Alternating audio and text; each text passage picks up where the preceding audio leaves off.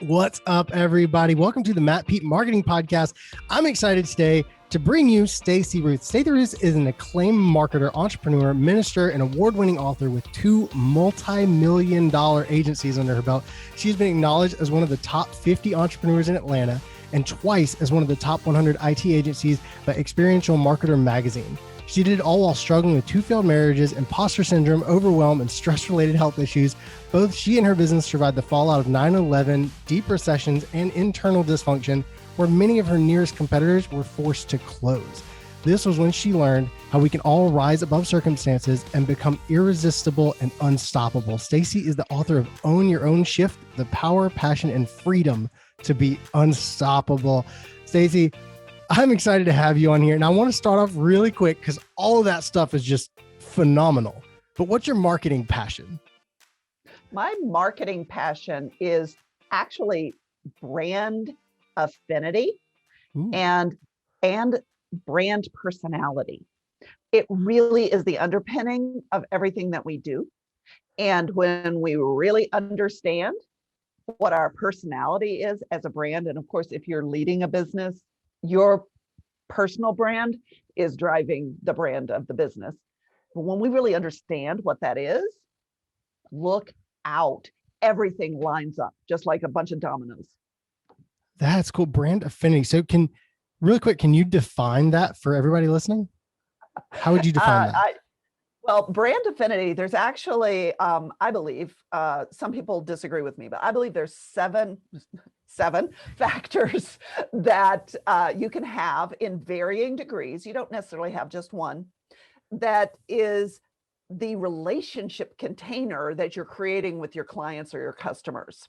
So think of it like you're going on a dating site and you show up and your brand personality is how you talk about yourself and it's how you interact. But the container of the relationship that you create with the other person, those interactions create the trust that can turn into a lasting and meaningful relationship. And that's what brand affinity is. It's the relationship itself. So you might be creating a relationship like, let's say, Google or Apple tech companies, right? They might be creating a affinity that is based on making the customer or the client better, faster, stronger, more something by use of the brand. Or it might be something that you are bringing these warm, nostalgic memories, not necessarily from childhood. It could be romantic, it could be all kinds of warm, nostalgic memories.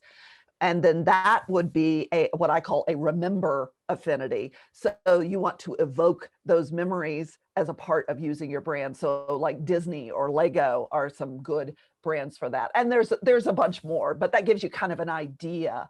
And so I help people understand how to really activate those brand affinities so that they are irresistible. That's really cool. So is that in your experience, Thank is that you. Yeah. Is that I didn't actually create brand affinity. I've just done a lot of work behind how to activate it. No, and I love that because I've never heard that phrase, that term before in marketing. So like I'm interested, like I get to learn something new. That's really cool. Brand affinity. So, you mentioned like Disney and all the big brands. Is it doable for like if I wanted to create brand affinity, how would I go about doing that as a one person operation? Well, you actually don't necessarily create your brand affinity. Okay. Why don't I walk through the 7 really quickly, just so that we know what we're talking about? Yeah, here. for sure. And then I'll talk about why you don't create it, but you can leverage it. So the brand affinity factors are nurture, and the names are just names I've given them. So nurture brand would be one where you feel comforted or that it has a certain level of luxury to it. So, or pampering. So a massage business might be a nurture brand. Follow me? Yep. All right. The second one would be, and again, these are my names, Aspire. So that is a brand where you feel like by using or engaging with the brand, you are moving towards where your vision for yourself might be. And Mercedes, there was a big study that was done by MBLM, an agency in New York, about consumer brands that were rating high in these categories. And Mercedes rated top a couple of years ago for Aspire. All right. Okay. Then there's Exceed. And that's where a lot of brands like to play. I've got the best customer service. I've got the best technology. I'm the most innovative, right? So, but whatever you're doing, you're exceeding expectations in a particular category. So if you're going to really leverage this one, you really have to be the best. You can't just claim it. You've got to live it. Gotcha. The next one is Elevate. And Elevate is going to really take you to a new level. And that's what I was talking about, that you're better, faster, stronger. So Google would be an Elevate brand. Okay. The nostalgia one is Remember. We already talked a little bit about that. That's Disney and Lego and a lot of brands like that. Then Practice is one that a lot of technology, or let's say Kellogg's might be Practice, because you're going to put it in daily use. Okay. Okay. Yep. And then the last one is one that I believe we are growing right now, that it is a movement that's going on, and that is service. So Whole Foods, Tom's, Bombas, where we're really giving back and making the world a better place by virtue of using the brand. So those are the 7 factors. So if you can go and take a Brand Affinity quiz, maybe I could give you the link to drop in the comments. I can give you a Brand Affinity assessment link that I have, so you can go and find out where you are. That'd be awesome. And it'll give you the top 3 affinities that your brand has based on some questions that we've designed and developed. And then what happens is it will give you tips. So if you are a, let's say, Elevate brand, and you make people better and stronger and faster and smarter and all of that good stuff by use of the brand, it will say, well, then you need to really start promoting testimonials. You need to really be giving people a chance to interact and experience how much better they are by use of the brand in order to build trust. Yes? I was taking notes. I literally wrote them all down. Sorry if it didn't look like I was paying attention. I was actually paying very close attention. I was taking really cool notes on that. That is awesome. There's so much there that I didn't know about. And, as you say it, as you talk through it, these are all very obvious things that I see different brands doing. I just didn't know there was a formula for it.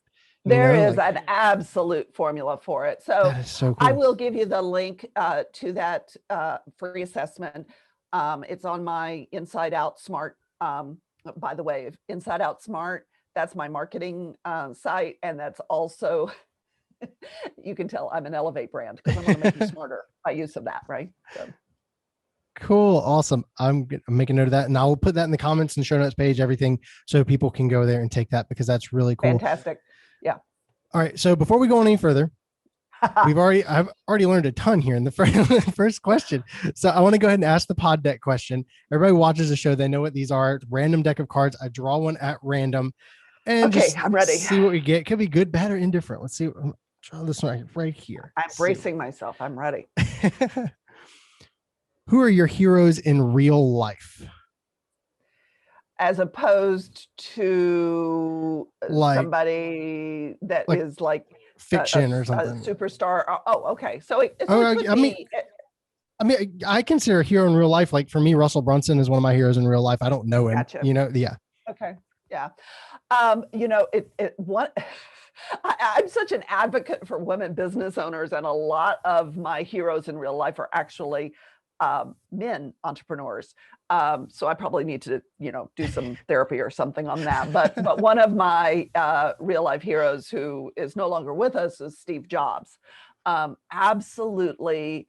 From a personality standpoint, he's questionable on his warmth and, humanity engagement, but from the standpoint of his creativity and his innovation and his understanding how to humanize his brand, very powerful stuff.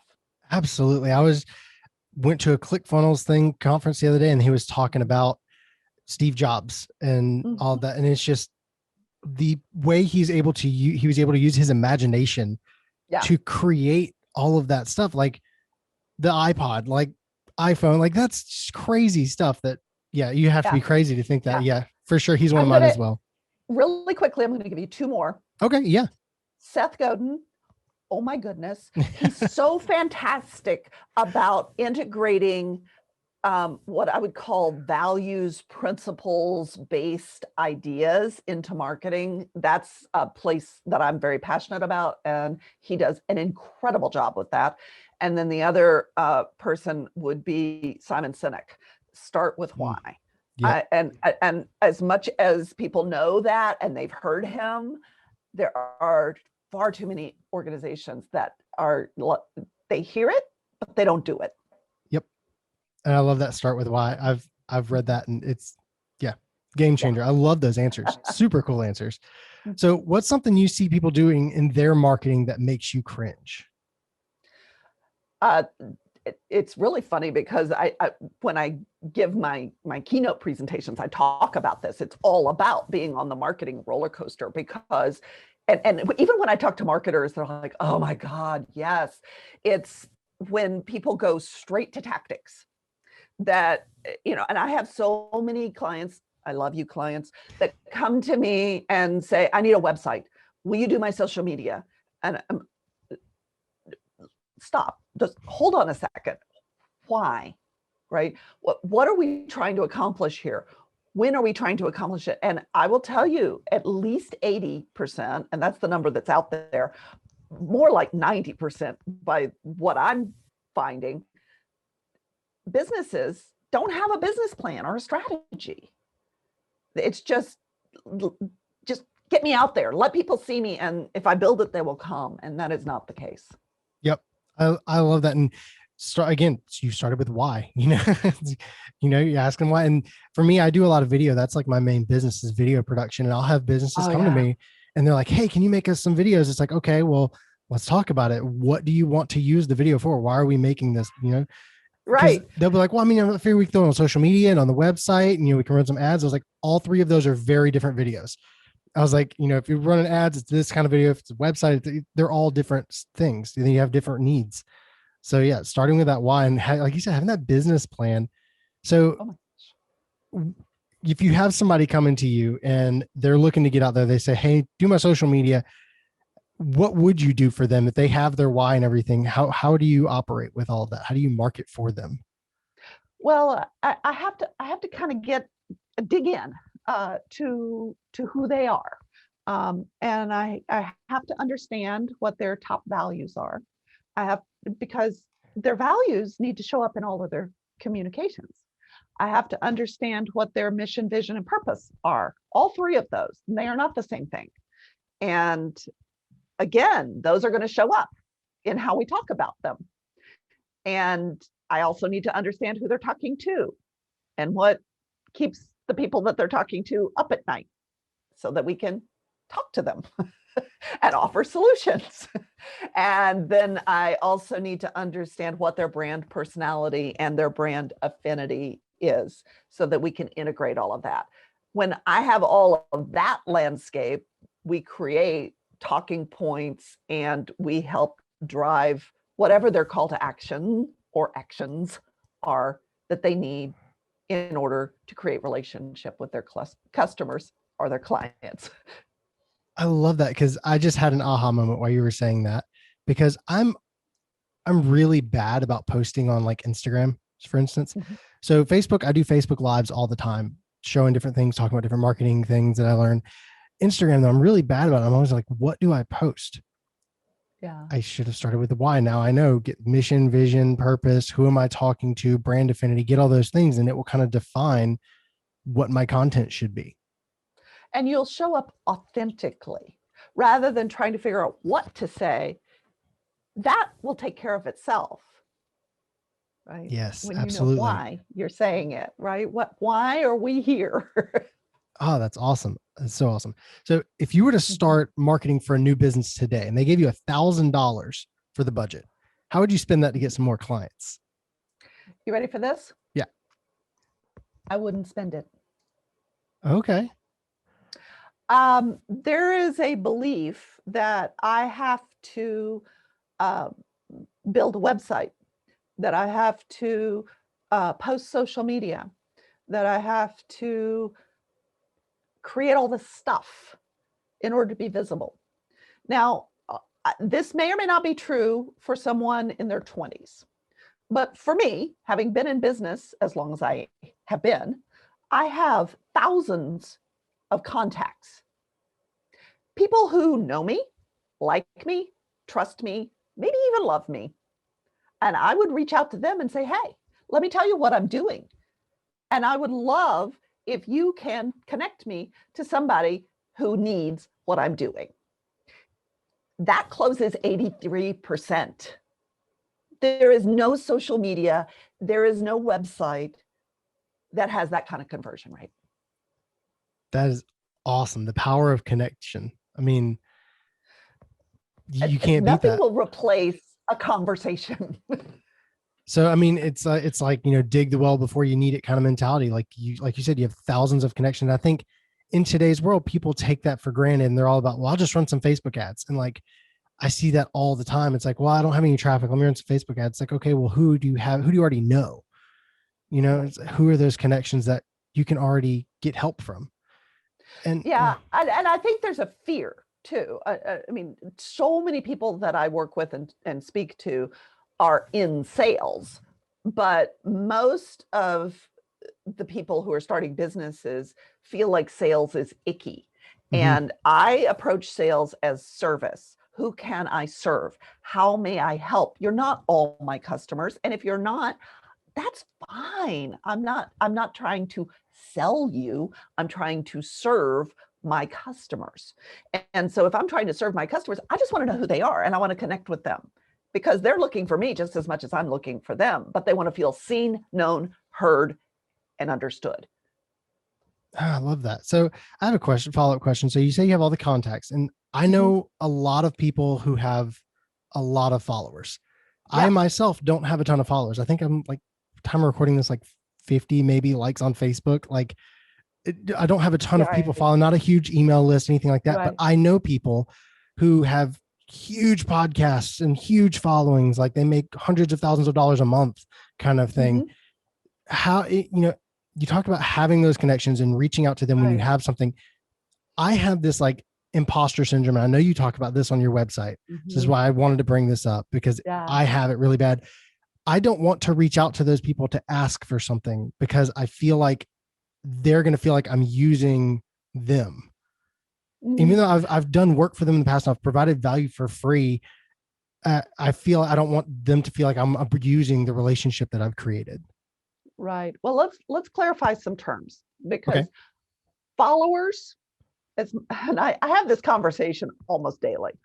Followers are not contacts. They're followers. Yeah. You don't have their email address. They can engage or not engage, show up, don't show up. It's anonymous. A follower is essentially anonymous. So the important thing is to be able to create relationship with them. And I mean, when I talk about my contacts, I'm talking about my email list. Gotcha. These are people I actually, are you ready for this? Yep. No, I know them, right? I have sat across the table from them. I have met them. And so these are the people that I'm calling my contacts. I really have their contact information, right? Okay. So I do want to clarify there's a difference between a contact and a follower. Okay. Yep. So reaching out to contacts and asking for referrals is easy because I know them, right? Now, followers, I can convert to contacts by offering them something that they're willing to exchange their email in exchange for. I mean, that's part of, funnel marketing, right? Yep. I'm not a fan of doing the funnel marketing in the, everybody cookie cutter same way pattern. But if I have something of value that I'm offering to my Facebook group, and I'm offering value every single day, by the way, it's the Unstoppable Leader. It's for women CEOs and executives, and it's on Facebook. I'm offering value in there every single day. And so then when I say, hey, I've got this free thing, would you like it? then they're going to go and download it and turn into a contact. And we're having private messages back and forth. We're starting to build a relationship. I can ask the person I have a relationship with if they'd be interested in fill in the blank. So, okay. Follow up to the follow up here. So right. Like I said, I have a small list and I email them regularly about once a week. Different things I'm learning when the podcast episode drops, why it's important, that kind of thing. But I don't get responses. How do you create a relationship? How are you getting responses? How are you getting to know your email list? What are you inviting them to do? It depends on the week. A lot of times I'm inviting them to listen to the episode I've just recorded. I don't have a Facebook group because I don't feel like I have enough following, even not contacts, just enough following to create a group that would be meaningful and purposeful. I've sent out emails asking them to do a one-on-one chat with me before, saying, hey, I'd love to sit down and talk marketing with you and just get on a Zoom call and just talk, and not getting any traction. What would you suggest? Okay. I would suggest being more specific in your call to action. And when I say more specific, what's the benefit for them? To just sit down and have a marketing chat, I would say, what are they going to get out of it? What will they have a clear understanding of how to leverage video in their business to grow their sales and clients? Okay, great. How would you do that? How would you walk them through that? Right. So to really let them see what the process is and the benefit on the other side, you also have to know what they're struggling with. So you kind of have to know them. Yeah. Right. And are they your clients? Right. So your clients get it. They understand the power of video. They understand that video is the fastest growing social media. It gets the highest rankings in all the algorithms. Hello. Why wouldn't you do video? Right. Yep. I just started my YouTube channel. You'll be so proud of me. Nice. I'm late to the gate, but there you go. And so, you can give them that kind of information. Okay. That's awesome. I'm going to try that like tomorrow. And we're going to stay connected. You're going to keep me posted. Oh, I'm going to let you know. I'm going to come up with like a specific call to action. I'm going to send them my email list, what they're going to get out of it, how I can help them and get to, because that's one, like I said, that's one thing I've got. I write out 100 people on my email list. I think we're somewhere around there now. And I just want to connect with them. I want to get to know them because like you said, I can't serve them better if I don't know them.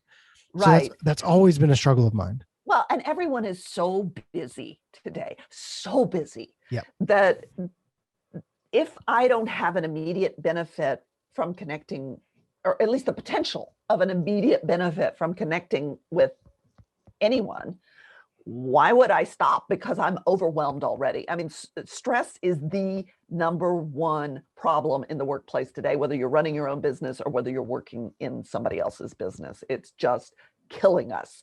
I experienced it, and I know when I wrote my book and talked about it, and I've had people reach out to me directly and say, oh my goodness, you wrote this book about me. That's how common it is. So I really would encourage it. And thank you so much for giving me the opportunity to do a little business coaching with you on the call. No, I'm absolutely loving this. I'm start doing this more often. Yeah, executive and leadership coaching is my jam. I love doing that because business owners are our lifeblood, and we have to be better at it because people want what we have. They need what we're offering, and connecting is service. It's very important. Oh yeah. And one of the reasons I reached out to you is because I went to your website and I saw the video you have on your homepage. And I was like, one, she has a quality video. It looks good. You could tell you put some time and thought into that video. And two, you have a lot of really cool stuff. I mean, you're constantly putting out blog. I was like I said, I was just reading your blog right before we jumped on the call awesome. About, getting attention and that kind of stuff. There's just a lot of cool stuff on there. How to be, what was the one? How to be, here it is. Art of Persuasion. Easily grow your influence. I was reading that one. Yeah. We overlook some very important ways that we can persuade people without trying to manipulate or control them. I hate that marketing has become almost equivalent with manipulation. That is not good marketing. Nope, not at all. And I love that you clarified the difference between persuasion and what was the other one? Like basically manipulation. That was it. You clarify the difference between that and how, you're there to help them and help yourself. Persuasion is about a win-win, not tricking people into buying something they don't need. Love that. Don't try to persuade anybody of anything. That is a losing proposition. I love that. And it'll come across, like you said earlier, it'll come across more genuine. If you're being, it is. Exactly. If you're pitching something that can help people, then it's going to be genuine because it's a win-win. You don't have to try to hide something. Nothing seems shady. Because nothing is. Stacey, tell me a story of your biggest marketing mistake. I think my biggest marketing mistake it has been the thing that really led me to the brand personality and the brand affinity. And when I started my first agency, which did turn out to be a multi-million-dollar agency, and I kind of had a tiger by the tail out of the gate, but it was called the Wow Factory. Okay. Everybody wanted wow. Fantastic. Except that, interestingly, I got a lot of clients with these ridiculous deadlines, no budget. And quickly I turned the Wow Factory into a sweatshop. It was a factory, all right. We were just churning is what we were doing. And we were burning everybody out in the process. And the quality of the work was okay. It was better than the client could have done, but we weren't proud of it. And what we wound up doing, we didn't rename the company, but we rebranded it. My initial brand had a gear. It was kind of, retro looking logo, but the emphasis, of course, was on factory. And so what we did was we switched it to emphasize the word wow. And factory just sort of faded into the background. And what happened was our clients started calling us wow. They didn't even call us the Wow Factory. Call wow, right? And what happened then was we started getting the high 6-figure, 7-figure projects, and we were treated with a different level of respect as a consultancy agency rather than as just a service provider. And so that was a really powerful mistake and solution that let me see the power of how you show up as a personality, as a company. That's really cool. Just changing that emphasis. Mm-hmm. People noticed, like you said, it wasn't a factory. It was about creating the wow, and they had a bigger budget and they trusted you. And one thing I've found, and it's probably true in that industry as well, is like the clients with bigger budgets, they trust you more. Yeah. And they give you more freedom. The smaller budgets, they feel like, well, if I'm going to trust you with, my $800 here, then I have to be involved in every step. And they're like micromanaging almost. But yeah, that's super cool that I love that you shared the solution to that mistake as well, because that's a really cool branding solution. And I wouldn't have known it was a mistake if I hadn't had the solution. So, for me, to be so aware of like you in the moment, to be aware, it's like, hey, let's change the branding instead of like, how do we change how we're, just change the branding of it to give it a different exposure. Like for me, that's a cool realization in the moment that I'd like to think that I would recognize that, but I don't know. Cause that's some sky level, realizations of your business. That's really cool to notice. Thank you. So what's your favorite marketing tool? In all truth, I love Canva.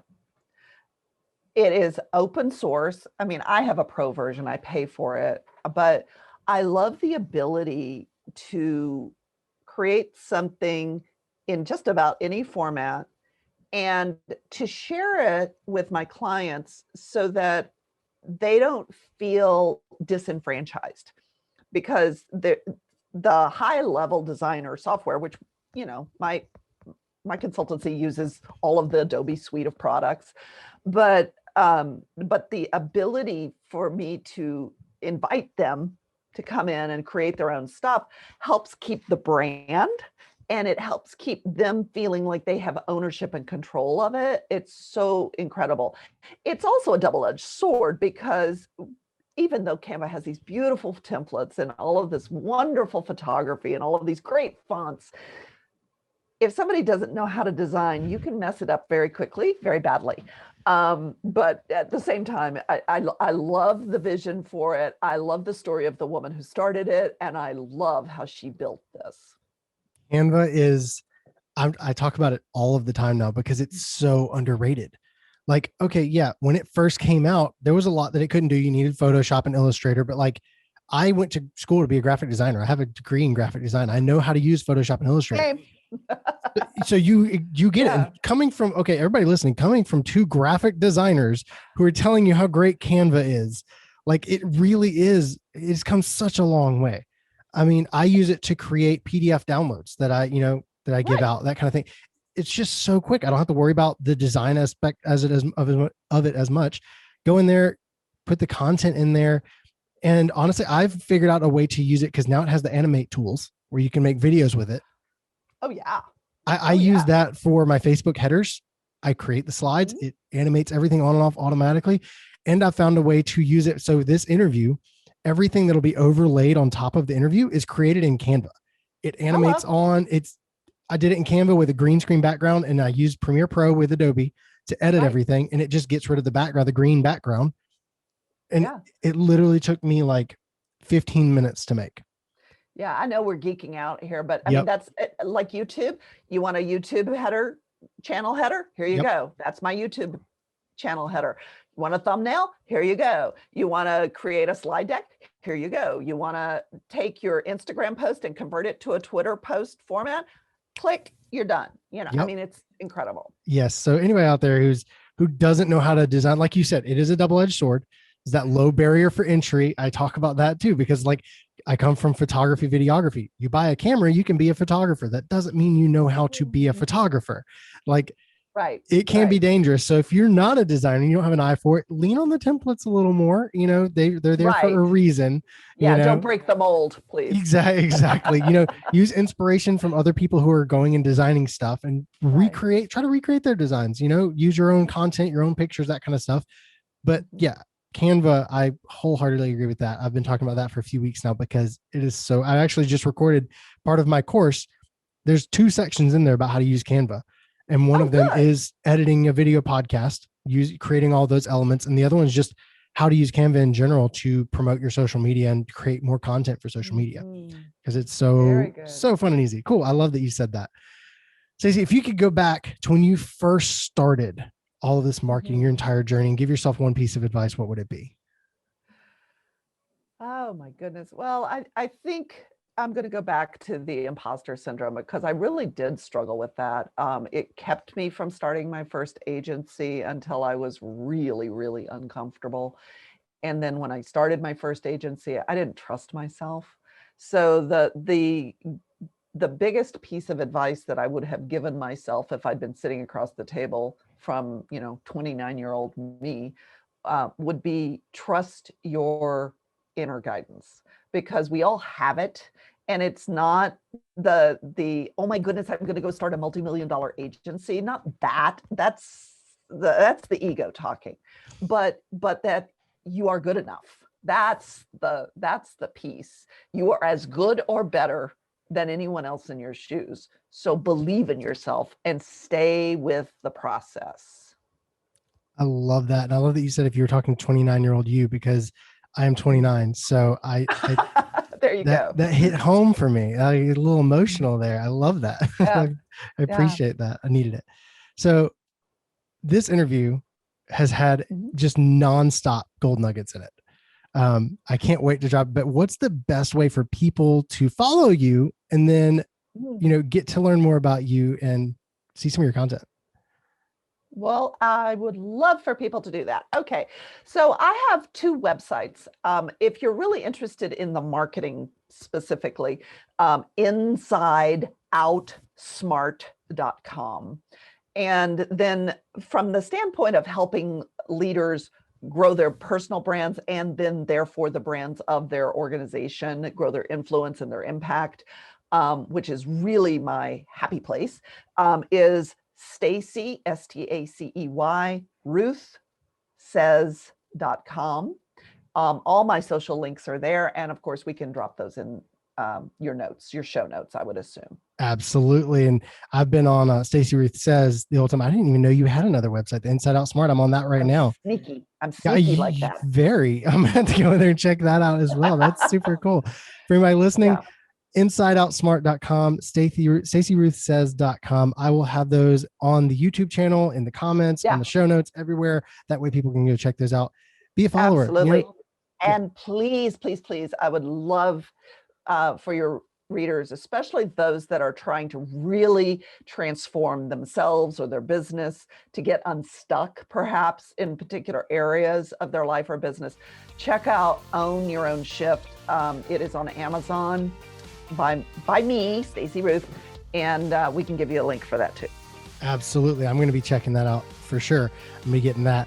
Thank you so much, Stacey, for being on this call. Yeah. It's absolutely amazing. Everybody out there listening and watching, I hope this interview was as awesome for you as it was for me. Keep working hard, keep pushing on, and remember that marketing matters.